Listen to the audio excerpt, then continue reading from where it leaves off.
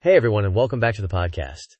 I'm Mark, and I've been just buzzing this week about something I read. Seriously, buzzing. And I'm Jenny, trying to keep up with Mark's latest tech fascination. Let me guess. Something quantum? Something tiny? Something that sounds like it's from a sci-fi movie? You know me too well, Jenny. But this is different. We're talking about photonic time crystals. Have you heard of these? Photonic time crystals.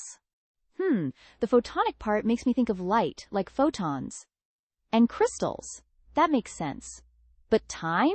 Are we talking about time travel now? Not exactly time travel, though it does mess with space-time in a cool way for light.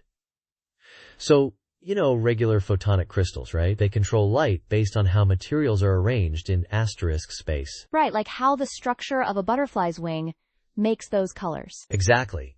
Now imagine a material that isn't just structured in space, but it's changing or modulating periodically over time. That's a photonic time crystal. Okay, so it's like the material is pulsing? Or vibrating in a specific rhythm? Precisely. And this periodic change over time creates what scientists call momentum band gaps. Which, okay, sounds technical. Definitely sounds like something from a physics textbook. But basically, these band gaps allow the crystal to interact with light in a way that's different. The big headline here is that they can amplify light time exponentially. Exponentially? So not just a little bit stronger, but like growing quickly? Yep. Think of it like a snowball effect, but for photons. And get this, they do it without times needing an external energy source to pump the light, which is how most lasers and amplifiers work now. It's intrinsic amplification. Okay, wait. That times sound pretty wild. So these materials just naturally boost light because of how they're changing over time? That feels counterintuitive. It does.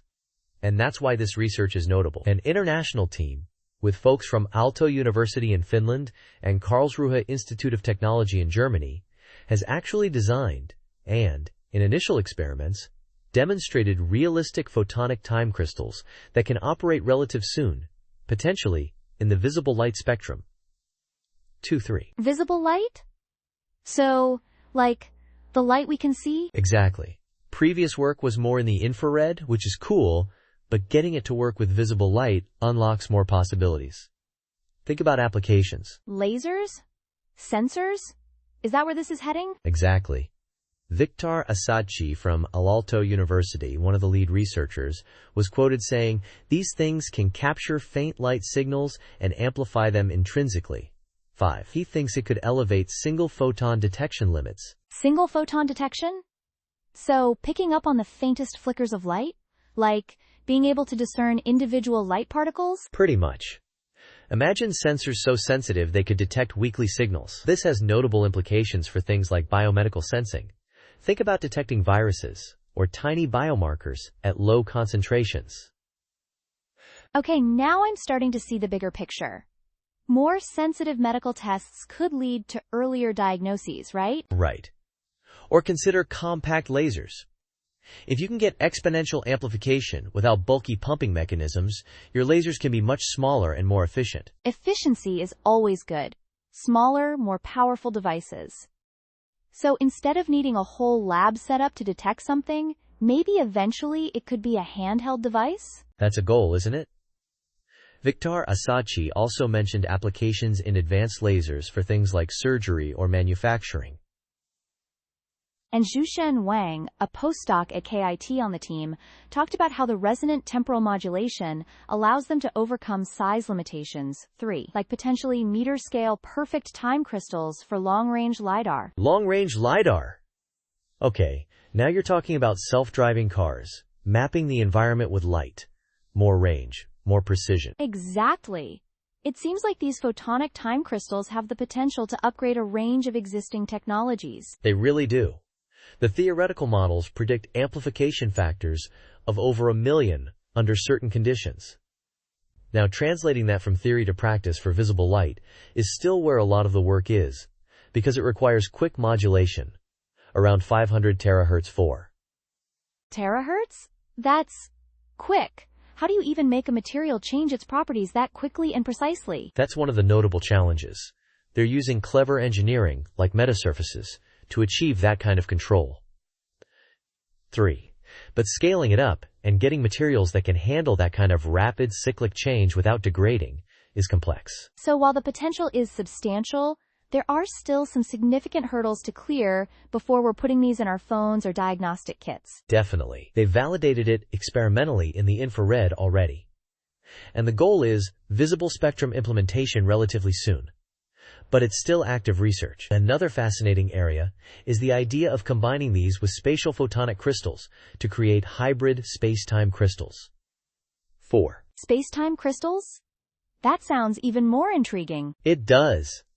But it could allow for finer control over photons, potentially paving the way for new kinds of optical computing architectures.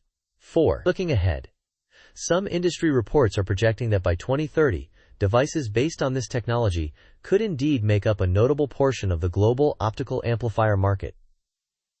3. Wow, that's a rapid projected adoption.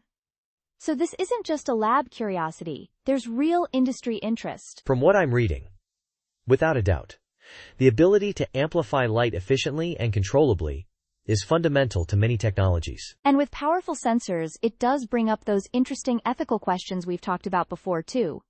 Who has access to this level of sensitivity? How is the data used? 100%. As the technology gets more powerful, the conversations around responsible development and use become more critical. It's something we always need to consider. Speaking of critical considerations, I was reading some of the research, and one point that came up was the potential weakness in the argument regarding scalability and stability. 3. Oh, right. That's a fair point. The rapid modulation needed, like that 500 terahertz, means the material has to change its properties incredibly fast and precisely, keeping that up over time without the material breaking down or its properties drifting. That's a significant engineering challenge. Exactly. It's one thing to demonstrate the principle in a controlled lab setting, but scaling that up to produce reliable, durable devices that work in the real world is a whole other ballgame. It's not just about making the crystals. It's about making them robust. And cost is always a factor too. Are the materials involved expensive? Is the manufacturing process complex and costly? These are things that influence how quickly and widely a technology can be adopted. True. The initial investment to get to that point could be noteworthy. And let's not forget the possible negative consequences, like the ethical implications of more sensitive sensors. While the potential for biomedical sensing is exciting, the idea of being able to detect faint signals could also be applied in ways that raise privacy concerns. Absolutely. The potential for more advanced surveillance technology is something that needs serious discussion as this field progresses. Who gets access to this level of sensitivity?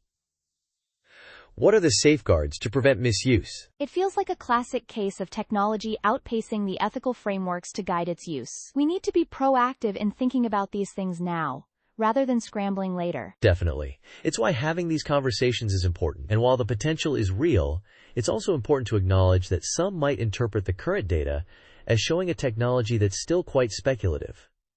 3. Yeah, the theoretical models are promising, with those huge amplification factors, but bringing that to a practical level, especially for visible light, is still a ways off. It's not a Saskia solution.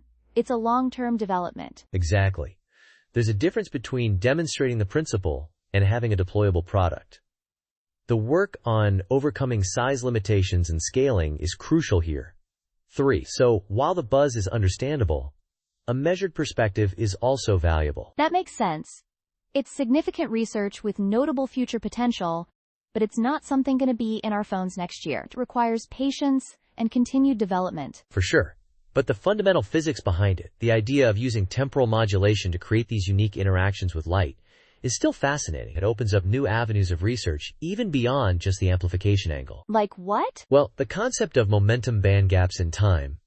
It's a novel way of thinking about how we can control light. It's not confined by the physical structure of the material in space as much. You could imagine using these ideas to design entirely new kinds of optical devices, maybe for manipulating light direction or frequency in ways we haven't thought of yet. So, it's not just about making current technology better, it could enable technology we haven't even conceived of yet? Precisely. It's about expanding the toolkit we have for working with light. And that's where the real excitement is, for me at least. Okay, I see what you mean. It's the underlying physics and the potential for entirely new applications that's the core of the excitement. Yep. And it's a testament to international collaboration pushing the boundaries of physics and engineering. 2-3. It's early days, with challenges for things like visible light and scaling. But the potential is substantial. It sounds like something we'll be hearing a lot more about in the coming years. Thanks for breaking it down, Mark. Anytime, Jenny. It's just so cool. I cannot wait to see where this goes. All right, that's it for this episode. We'll catch you next time. Bye, everyone.